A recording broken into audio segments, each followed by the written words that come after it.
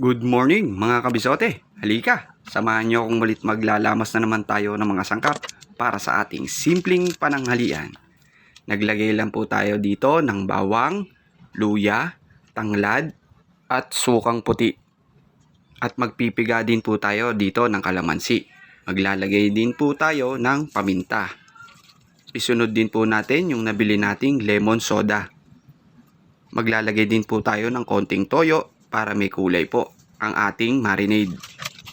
At ating pong imekos-mekos yan mga kabisote. Pagtapos nating imekos-mekos, ilagay na natin yung chicken leg quarters natin. Ginilitan na po natin yon para pumasok at manuot po yung lasa.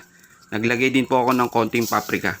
Mag-shoutout muna tayo ng ating mga bagong followers. Maraming salamat kay Mel Recto Roque, kay Ryan Tarokin, kay Gwendolyn Vanessa, Aldrin J. Orpia, Fernando Lopez, Daisy De Leon Soto, Mi Yu Mi, at kay Talap Mo.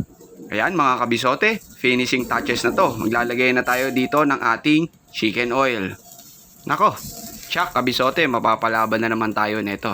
Ikaw, kabisote, makakailang balik ka kaya ng kanin dito para sa ating chicken inasal? Oh, ano pang inintay mo kabisote? Tara, kakain na!